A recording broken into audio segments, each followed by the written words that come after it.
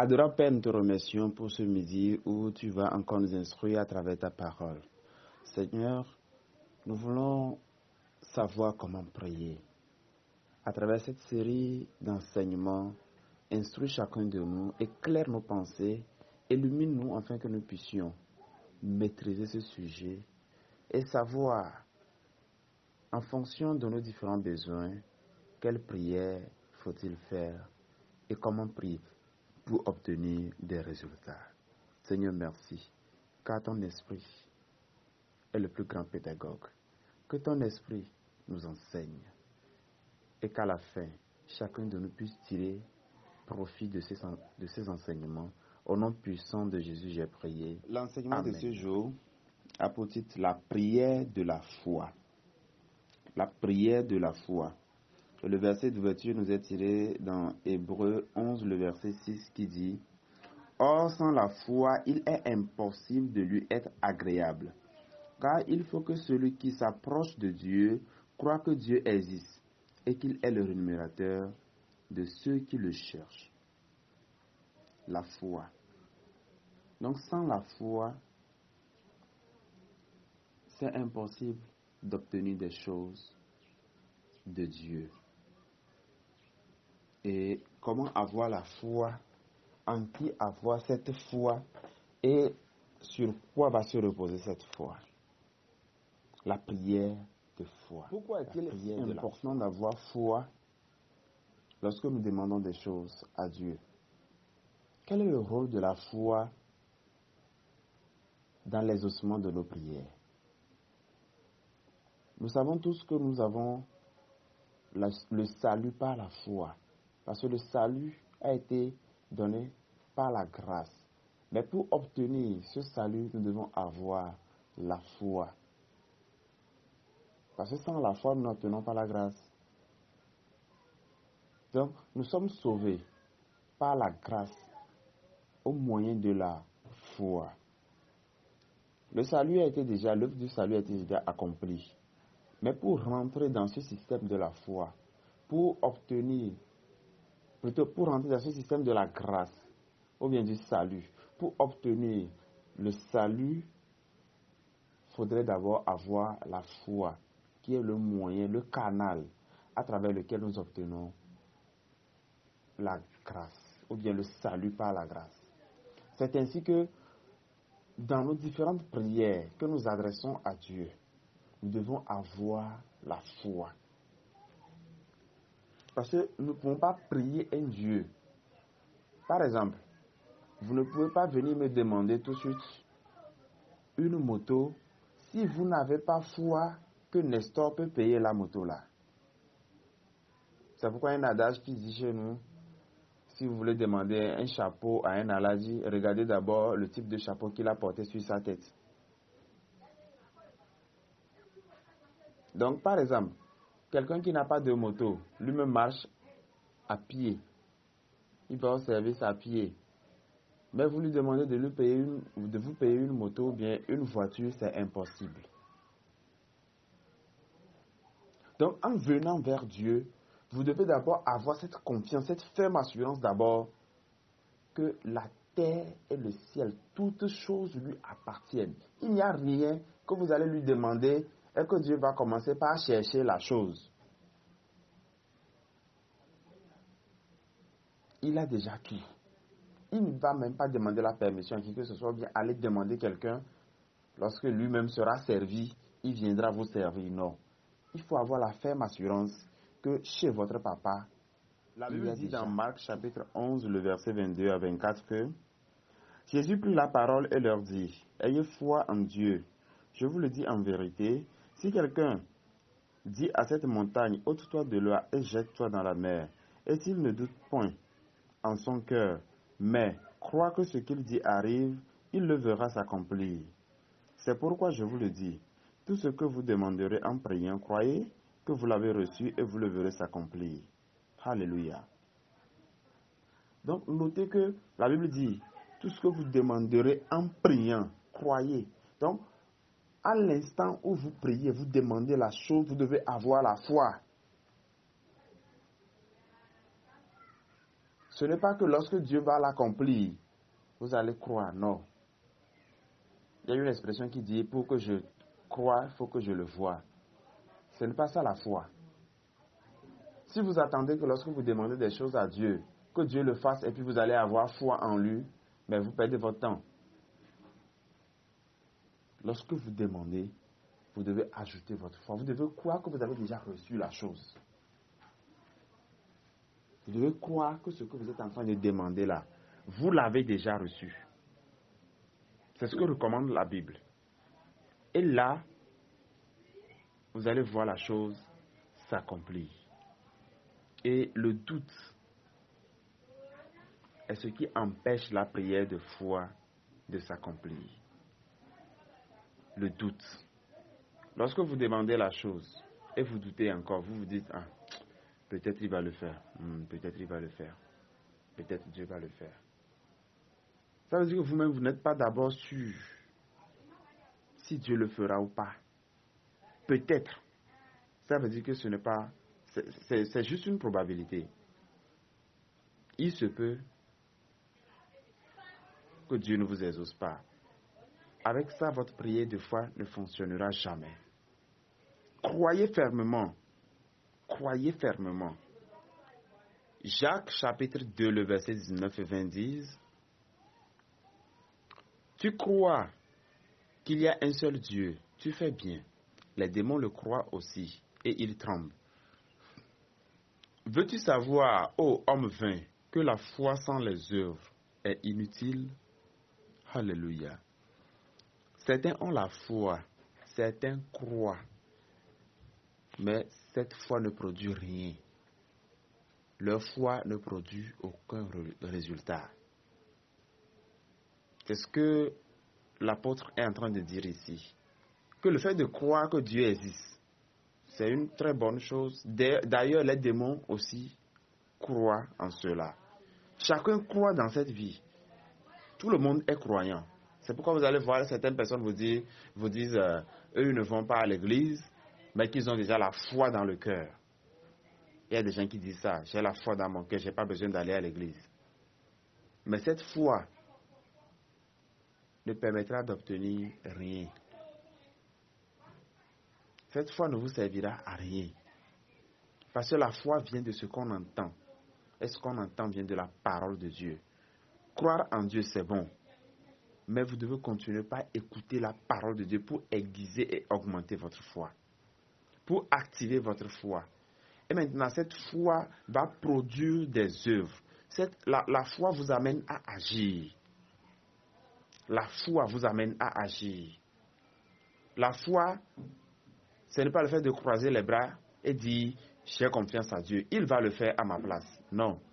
La foi, lorsque vous agissez, mais que vous savez que vous ne pouvez jamais être vaincu. David avait foi en Dieu. Et avec cette foi, il avait défié Goliath. Imaginez un jeune homme de 17 ans, un gamin, il n'a même pas encore l'âge de la maturité, mais qui défie un géant. Avec les armes de guerre, lui prend les pierres avec une lance-pierre. C'était ridicule. Humainement parlant, c'était ridicule. Mais David croyait en Dieu. Il sait que Dieu ne peut jamais l'abandonner parce qu'il va au nom de Dieu. Parfois, les gens disent, j'ai la foi, je vais patienter jusqu'à ce que Dieu même agisse. Oh, j'ai la foi, je vais patienter. La foi ne vous amène pas à être patient.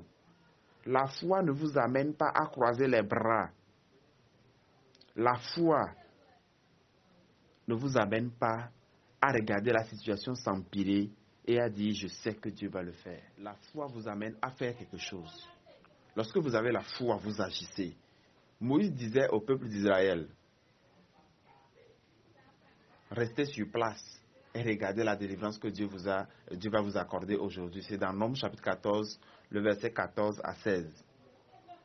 Mais Dieu lui a dit non. Pourquoi il s'arrête?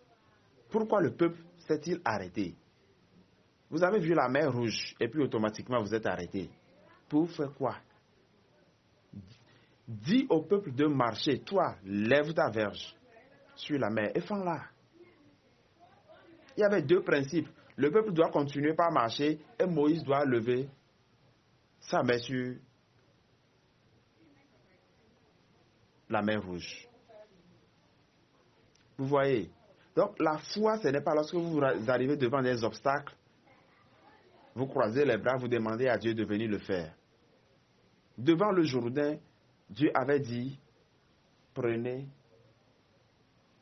les lâches et demandez aux sacrificateurs qui ont porté l'âge de mettre leur premier pied dans le Jourdain et puis le Jourdain même va se séparer en deux. La foi, ce n'est pas lorsque vous croisez les bras que vous dites Dieu fais-le à ma place, non. C'est lorsque vous prenez le devant de la chose, mais que vous savez qu'il y a une autre force qui concourt à votre bien. Lorsque vous prenez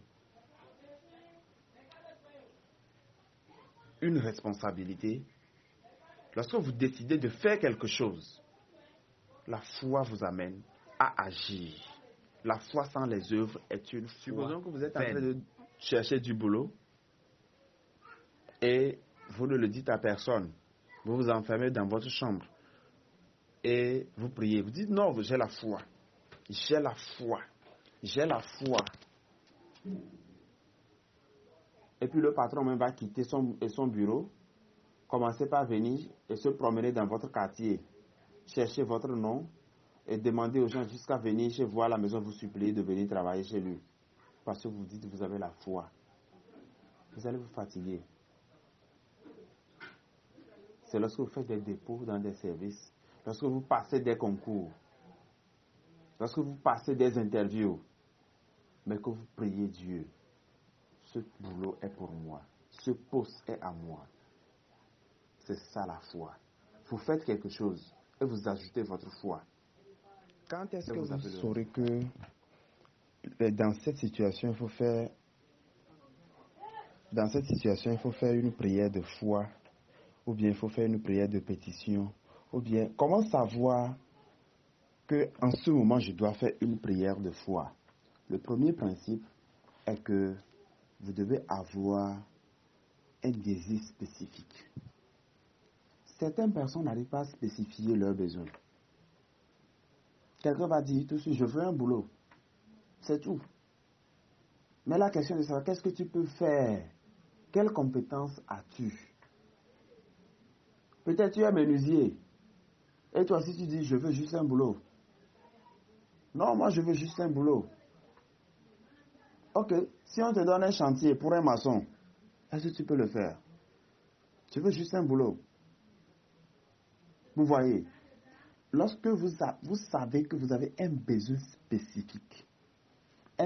spécifique, j'ai passé un concours, je veux la réussite pour ce concours-là. Le besoin est spécifique.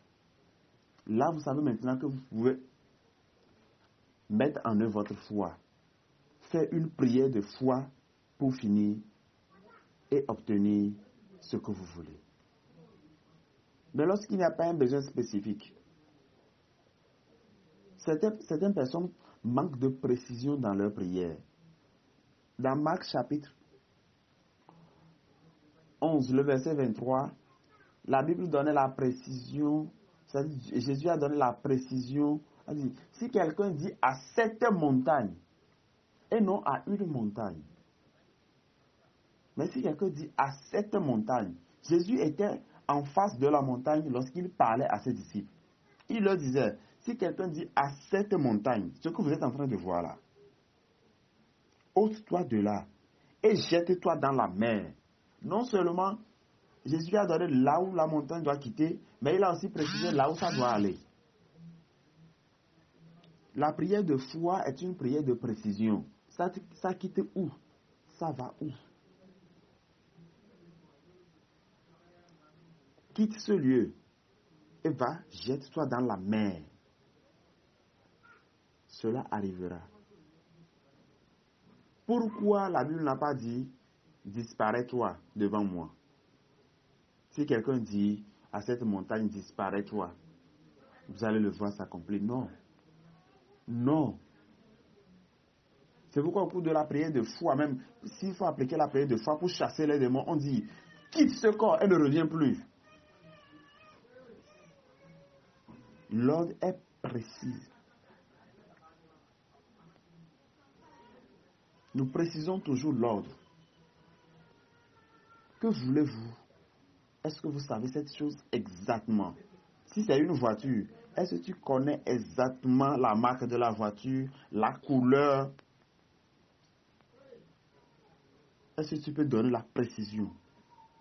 Les gens sont pas. Imaginez que vous êtes en train de sortir de la maison le matin et votre petit garçon de 5 ans dit, papa, en revenant, tu m'amènes quoi? Et puis vous répondez, ok, toi-même tu veux quoi?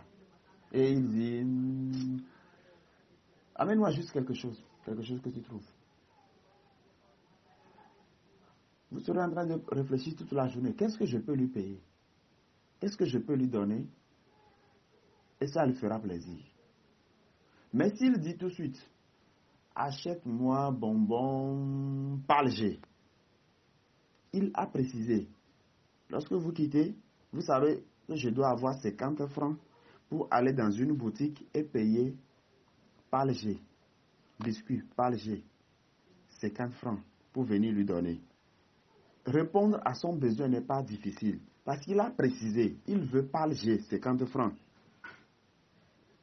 La plupart des temps, nous agissons comme des enfants qui disent, trouve-moi juste quelque chose. Juste quelque chose. On manque de précision et notre foi ne se met pas en œuvre dans ce genre de situation. En deuxième position, vous devez voir l'invisible. Vous devez voir l'invisible lorsque vous priez. Vous n'avez pas encore la chose. La foi vous amène à avoir confiance que vous avez déjà ça. La foi, c'est le type de propriété de ce que vous voulez. Donc, vous n'avez pas encore ça, mais vous avez la foi.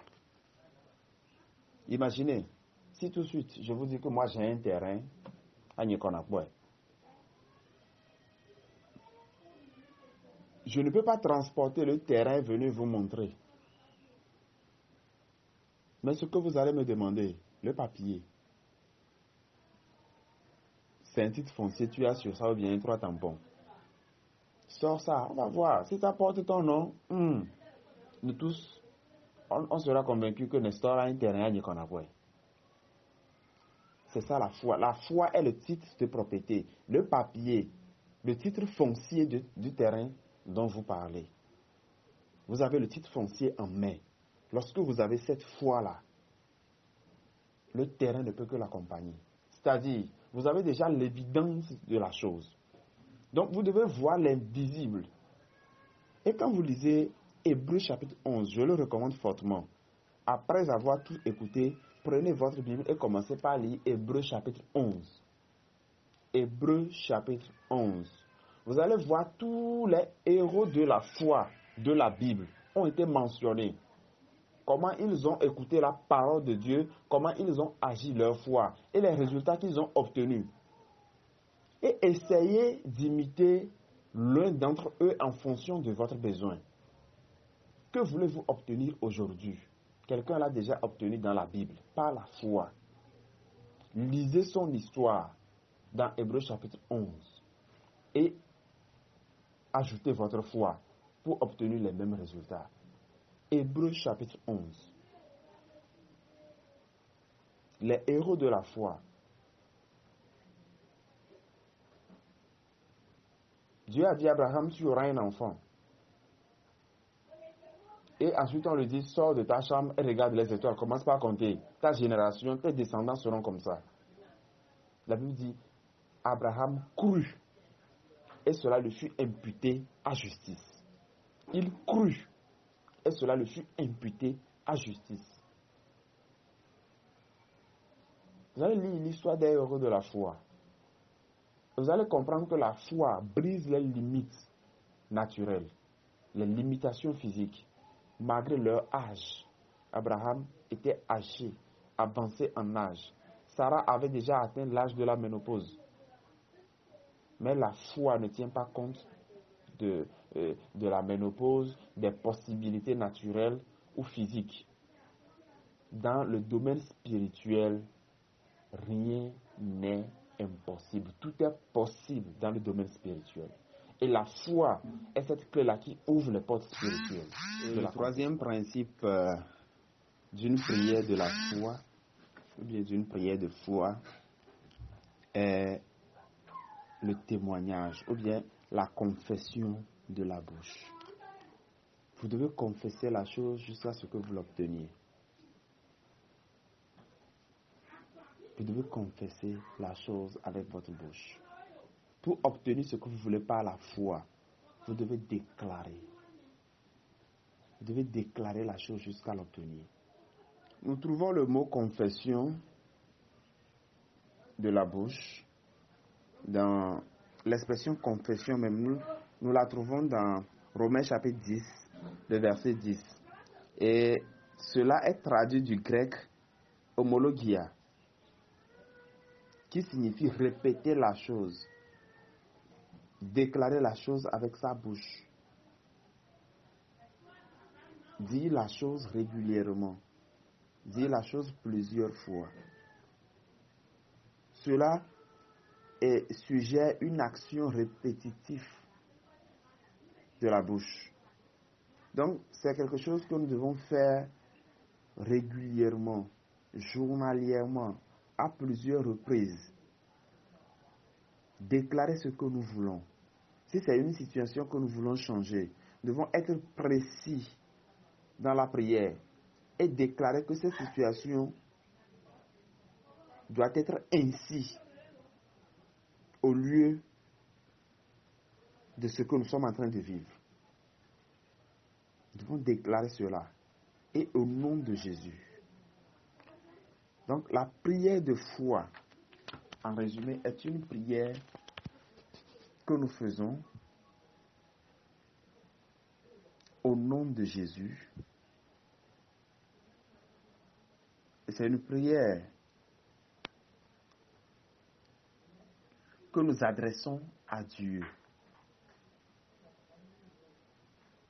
Et c'est lorsque il s'agit d'une situation à changer, nous nous adressons directement à la situation. Si c'est un cas de maladie, nous nous adressons directement à la maladie, à l'esprit de la maladie. Et nous déclarons qu'au nom de Jésus. Si c'est une montagne à déplacer, nous nous tournons vers la montagne là. Si quelqu'un dit à cette montagne, alors c'est à la montagne que vous devez parler, non à Dieu. Et non à Dieu. Donc, si c'est pour obtenir un résultat, si c'est pour changer une situation, la prière doit être en direction de ce que vous voulez. C'est mon bras qui me fait mal, je me tourne vers le bras. Et je dis à mon bras, à partir de maintenant, la peine te quitte, la douleur te quitte au nom de Jésus. Et le bras va commencer par fonctionner normalement. La douleur doit quitter. Pourquoi? Parce que nous avons fait agir notre foi. Et cela au nom de Jésus. Le bras ne peut que aller mieux. La situation ne peut que changer. Vous êtes dans une désolation. Vous êtes dans une situation où peut-être c'est la tempête qui souffle dans votre vie. Chacun sait lorsque les tempêtes soufflent dans sa vie. Vous vous mettez à parler à la tempête. Et ça, c'est pas à Dieu. Cette prière, c'est que vous déclarez ce que vous voulez. Donc, Jésus avait dit à la tempête, calme-toi. La tempête est déjà là. Que voulez-vous que ça fasse? Calme-toi. Et ça s'est calmé. Si c'est que Jésus avait dit, retourne d'où tu viens, ça allait retourner. Si c'est que Jésus avait dit, souffle vers la gauche, ça allait souffler vers la gauche. Jésus avait dit, calme-toi. Et ça s'est calmé. Donc, l'ordre que vous donnez, c'est ce que la chose va exécuter. Pour faire une prière de foi, vous devez identifier d'abord la cible. La cible doit être précise. Le besoin doit être clair. Le besoin doit être clair. Et vous devez voir ce que vous voulez, malgré que vous n'avez pas encore obtenu ça. Donc, vous devez préciser du point A au point B ce que vous voulez avoir. Actuellement, la situation est au point A. Vous voulez l'amener où? Vous devez connaître le point B là. Vous devez connaître le point B là. Certaines personnes disent, je prie que Dieu change la situation. Qu'il le change en quoi? C'est ça. Qu'il change ça en quoi? Vous avez les mots de tête. Ok, on peut changer ça en mots de ventre. Ça aussi, c'est un changement. Donc, vous n'aurez plus mal à la tête. Ça revient au niveau du ventre. Ça aussi, c'est un changement. Mais, quel changement voulez-vous obtenir? Actuellement, le point A, c'est qu'il y a les maux de tête. Le point B, que voulez-vous? Une guérison totale. Que les maux de tête quittent. Donc, vous voulez un corps physique en bonne santé, c'est ça, le point B. Vous déclarez ça sur le corps qui est dans la situation, au nom de Jésus. Et puis, pouf, vous avez ça. Et c'est au cours de la prière que vous devez croire. Vous n'allez pas prier et attendre, commencer par regarder la personne. Dès que le miracle se produit, vous allez croire, non. Vous vous dites ça, vous savez que ça ne peut que s'accomplir. Et vous voyez le résultat s'accomplir. Et si la chose n'arrive pas en même temps, vous avez foi et vous déclarez ça. Il y a certaines choses, si c'est une situation, la plupart des temps, les situations, vous devez continuer par déclarer. Déclarer jusqu'à ce que la situation ne finisse. Supposons que c'est votre mari qui a quitté la maison. Il ne veut plus de vous. Il a laissé les enfants sur vous. Vous devez déclarer. Supposons que vous êtes dans une prison. Vous voulez sortir. Vous devez déclarer. Seigneur, je sors de cette prison, je me retrouve chez moi à la maison. Je ne suis plus dans cette prison, je ne suis plus ici, je ne suis plus là où ils m'ont mis. Mais je suis hors de la prison au nom de Jésus. Je suis hors de la prison au nom de toi. Prison, tu ne peux plus me contenir. J'ai la vie de Dieu en moi, j'ai le Saint-Esprit en moi. Le Saint-Esprit ne peut pas vivre en prison. Je ne suis plus dans cette situation. Je sors de cette situation au nom puissant de Jésus. Lorsque vous déclarez de telles choses, la prison finira par comprendre que vous ne pouvez plus rester en elle. Ça peut être une prison financière, une prison de maladie, une prison physique, une prison des sorciers. Lorsque vous commencez par déclarer ces choses, c'est que vous devenez insupportable et la situation même vous éjecte. Le système vous rejette. Vous voyez, il y a certaines applications que vous ne pouvez pas installer sur Android 4. Parce que la version de l'application est tellement récente. Mais Android 4. Est tellement ancienne. Donc, quand vous voulez télécharger, Play Store vous dit que cette application n'est pas compatible avec la version de votre portable. Donc, lorsque vous déclarez des choses, vous-même vous actualisez à tel point que le système dans lequel vous vous trouvez est obligé de vous rejeter parce que votre nouveau système a été tellement mis à jour que votre portable ou bien votre situation, là où vous êtes en train de vivre, ne peut plus supporter ce que vous êtes devenu. Cela vous éjecte dehors. Vous devez aller trouver une autre situation, une autre atmosphère compatible avec votre nouvelle nature. Alléluia. Et la dernière chose à préciser, évitez le doute. Le doute est l'opposé de la foi. Lorsque vous mettez les deux dans un panier, la foi disparaît. Et c'est le doute seul que vous allez voir. Lorsque vous doutez un peu, vous avez 10% de doute, mais vous avez 90% de foi. Le résultat, c'est le doute. C'est le doute qui l'emporte. Même si c'est 1% de doute et 99% de foi, le doute l'emporte. Le signe moins et le signe positif, ça donne au total négatif. moins fois plus.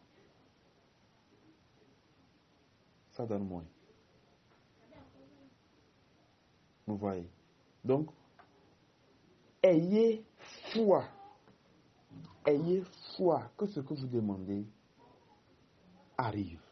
Et vous le verrez s'accomplir. C'est la Bible qui l'a dit, ce n'est pas l'évangile de Nestor. C'est sorti de la bouche de Jésus, Jésus lui-même. Que le Seigneur soit avec nous.